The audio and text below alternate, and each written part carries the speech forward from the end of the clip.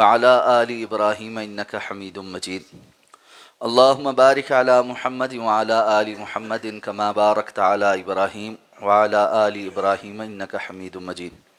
عن عثمان رضي الله عنه قال كان رسول الله صلى الله عليه وسلم إذا فرغ من دفن الميت وقف عليه وقال استغفروا لأخيكم وسلوا له التثبيت فإنه الآن يسأل رواہ ابو داود وصححہ الحاکم۔ حضرت عثمان رضی اللہ تعالیٰ عنہ سے روایت ہے، فرماتے ہیں کہ جناب نبی کریم صلی اللہ علیہ وسلم جب کسی میت کی تدفین سے فارغ ہو جاتے تو اس کے پاس کھڑے ہو کر فرماتے کہ اپنے بھائی کے لیے بخشش کی دعا مانگو اور اس کے لیے ثابت قدمی کی دعا مانگو کہ اس وقت اس سے سوال کیا جا رہا ہے۔ اس حدیث کو امام ابو داود نے روایت کیا ہے اور اس کی سند صحیح ہے۔ جنازہ سے متعلقہ اور تجہیز و تکفین اور تدفین سے متعلق احادیث ذکر ہو رہی ہیں۔ اس حدیث مبارکہ کو بیان کر کے سب سے پہلے جو مسئلہ ثابت کیا گیا ہے وہ یہ ہے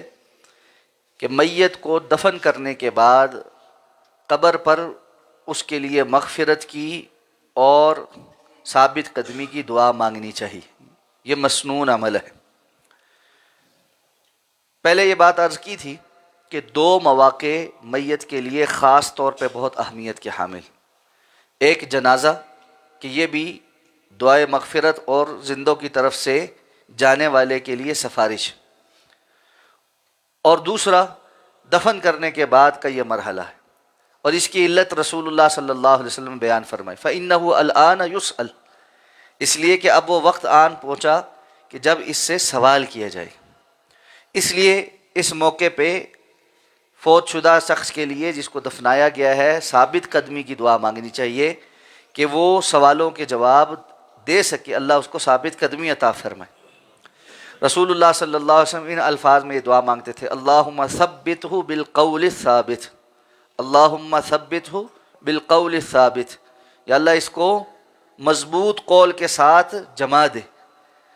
قول ثابت اس کو عطا فرما۔ اور قول ثابت کیا ہے کہ وہ صحیح جواب، سوالوں کے صحیح جواب دے سکے کہ من ربک، تمہارا رب کون ہے، وہ آگے سے جواب دے سکے کہ ربی اللہ،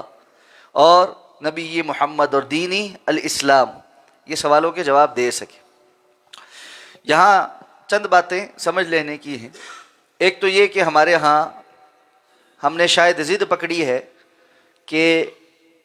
جو باتیں رسول اللہ صلی اللہ علیہ وسلم سے ثابت ہیں وہ نہیں کرنی، اور جو نہیں ثابت وہ ساری کرنی۔ جنازے کا جو حال ہم کرتے ہیں اس پر پہلے بات ہو گئی، اور وہاں پر 2 منٹ کے اندر ساری کاروائی سمیٹ کر اس کے فوراً بعد دعا کرنے کے لیے کھڑے ہو جاتے،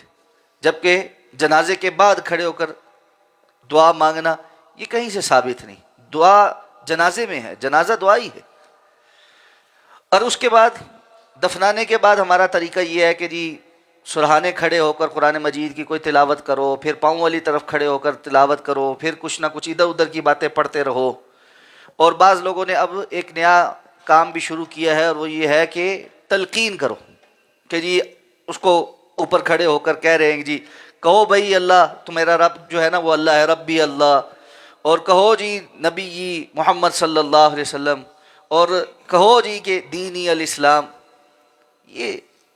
اگر چیز مردے کو فائدہ دیتی اور اس کا تعلق اس طرح تلقین کرنے سے ہوتا تو رسول اللہ صلی اللہ علیہ وسلم اپنے سارے صحابہ کو یہ تلقین کرتے۔ آپ نے دعا کرنے کا کہا ہے،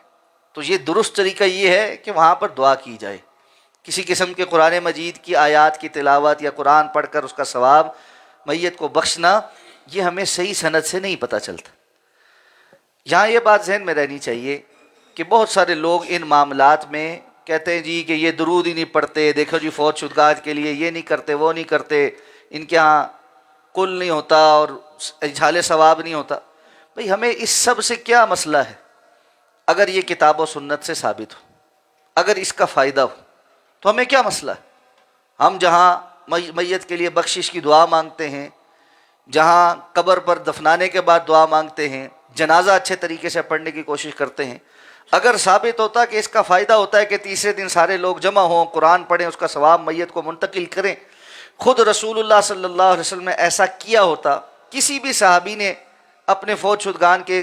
فوت ہونے پر ایسا کیا ہوتا تو ہمیں بھی کوئی مذائقہ نہیں تھا، ہم بھی ایسا کرتے، آپ سے بڑھ چڑھ کر کرتے اور زیادہ اہتمام کے ساتھ کرتے۔ تو لڑائی کوئی نہیں ہے، اصل بات یہ ہے کہ ما آتاکم الرسول فخذوہ وما نہاکم عنہ فانتہوا، اللہ کے رسول نے جو تمہیں کرنے کا حکم دیا ہے وہ کرو، جس سے روکا ہے اس سے رکو۔ تو اپنی طرف سے اضافے اور اپنی طرف سے کمیاں، یہ ہمارا وتیرہ نہیں۔ ہر مسلمان کا وتیرہ یہی ہونا چاہیے کہ وہ جو کچھ اس معاملے میں رسول اللہ صلی اللہ علیہ وسلم نے کر کے دکھایا، صحابہ کی تربیت کی، اس پر اپنے آپ کو روکے، اس کو کافی سمجھے۔ تو بیعت کی بخشش کے لیے اور اس کے درجات کی بلندی کے لیے جو کچھ رسول اللہ صلی اللہ علیہ وسلم بتلا گئے ہیں وہ بہت کافی، اس کے علاوہ کوئی چیز ایسی نہیں کہ جس کی وجہ سے میت کو کوئی فائدہ ہو سکے۔ ہم اس کو رسوم و رواج کا نام دے دیں، برادری کے طور طریقے کا نام دے دیں، علاقے کے طور طریقے کا نام دے دیں، جو مرضی کر لیں، وہ ہماری اپنی چاہت اور پسند تو ہو سکتی ہے، شریعت نہیں ہو سکتی۔ اس لیے یہ معاملات شریعت سے متعلقہ ہیں، یہ ہماری رسم و رواج سے متعلقہ نہیں۔ اللہ ہمیں سمجھ کر عمل کرنے کی توفیق عطا فرمائے۔ سبحانک اللہم و بحمدک، نشہد ان لا الہ الا انت، نستغفرک و نتوب الیک۔